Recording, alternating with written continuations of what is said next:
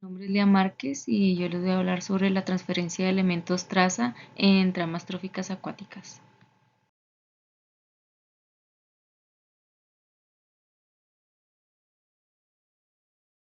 Pequeña introducción. Los elementos traza han jugado un papel fundamental en el desarrollo de las civilizaciones, resultando esencial para el desarrollo económico de los pueblos, especialmente después de la revolución industrial en el siglo XIX, para el funcionamiento de la sociedad y para mejorar la calidad de vida de las personas. Estos elementos traza jugaron un papel fundamental ya que poseen propiedades físico-químicas que son fundamentales para la fabricación de muchos productos de uso diario, los cuales han sido claves para el desarrollo de las civilizaciones.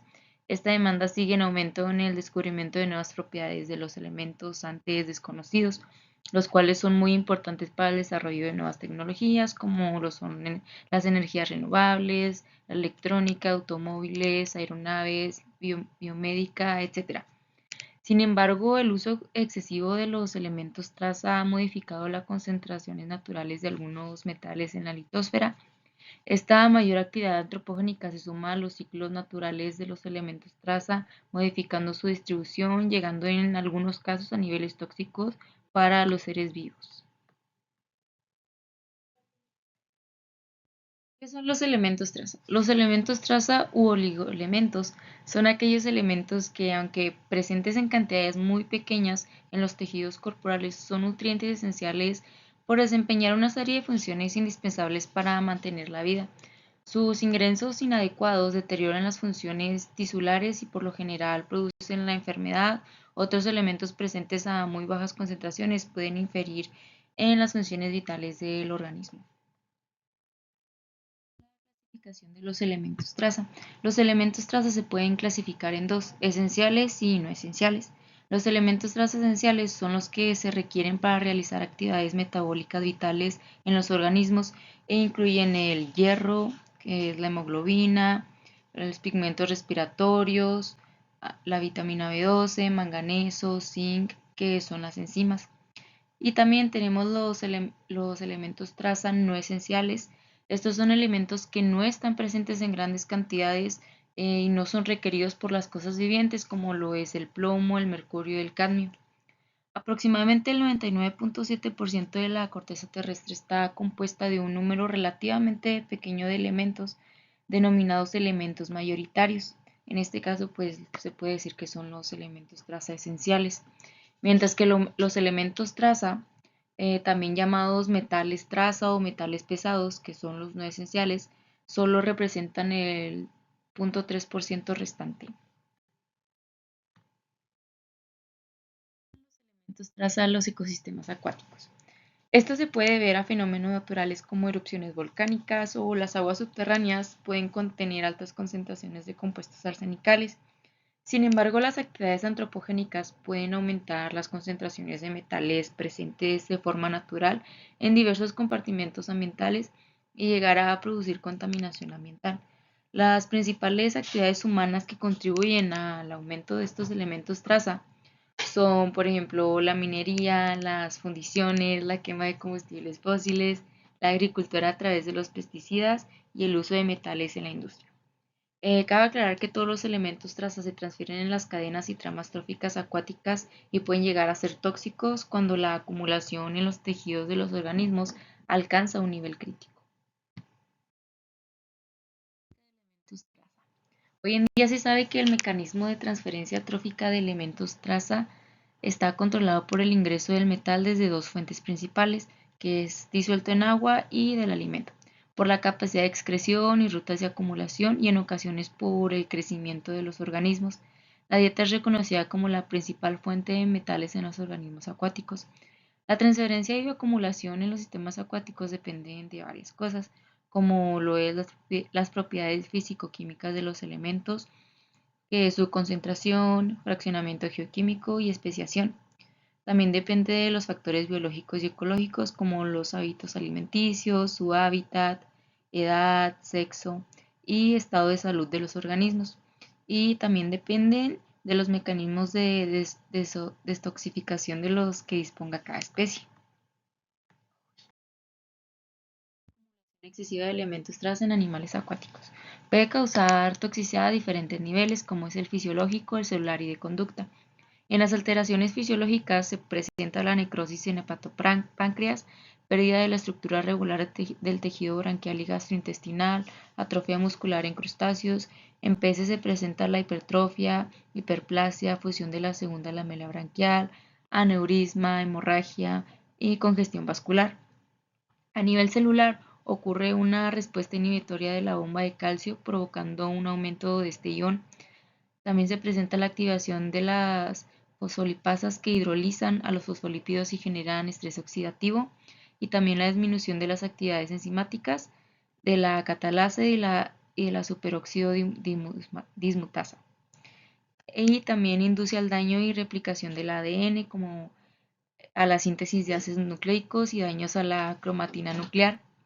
Los efectos sobre la conducta se presenta a que se relaciona con comportamientos anormales al respirar fuera del agua, reducción en la mortalidad y nado errático.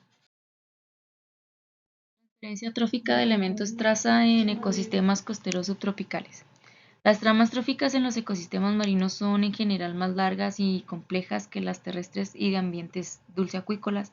Además, las redes tróficas marinas varían desde las poco productivas y con poca diversidad hasta las altamente productivas y con una elevada diversidad de especies. Las tramas tróficas de las zonas costeras en ambientes tropicales y subtropicales son complejas, ya que involucran numerosas especies y más alternativas de enlaces tróficos, tanto en lo vertical como en lo horizontal. Por otro lado, las condiciones ambientales tan contrastantes en las épocas de lluvias y secas, que incluyen variaciones de temperatura, salinidad y de disponibilidad de alimento, a veces hacen aún más difícil el estudio de los procesos de transferencia en estos ecosistemas costeros. Estudios previos en México de transferencia trófica de elementos traza. La gran mayoría se han realizado en ecosistemas costeros asociados al Golfo de California, en particular en las costas de Sinaloa. Otros estudios han dado cuenta de cómo los ecosistemas costeros del Golfo de California están experimentando la contaminación por elementos traza. La zona costera del Golfo de California ha estado recibiendo además un aporte de nutrientes como el resultado del aumento de la población que vive en las zonas costeras, el aumento en la demanda de alimentos, que requieren un mayor uso de fertilizantes y de alimento formulado para animales de crianza. Sin embargo, no se conoce cómo la eutrofización está afectando la captación y transferencia de elementos traza a través de las redes tróficas acuáticas y su toxicidad. Los resultados en la medición de los factores de transferencia, concentración, acumulación y eventualmente magnificación que se han realizado en estos ambientes tan complejos son aún muy ambiguos. Hoy en día existe una variedad de herramientas muy útiles para realizar los estudios de transferencia trófica. Entre ellas destaca el uso de radionúclidos, de las técnicas de isótopos estables y la aplicación de modelos matemáticos. La isotopía estable consiste en el uso de los isótopos estables de carbono, carbono 12 y carbono 13 y nitrógeno, nitrógeno 14 y nitrógeno 15. Son herramientas muy útiles para distinguir entre las fuentes y rutas de energía y para establecer las estructuras de las tramas tróficas en las comunidades ecológicas. El modelo cinético. Este modelo asume que las fuentes de elementos traza para los organismos están presentes en la fracción disuelta del agua y en la dieta.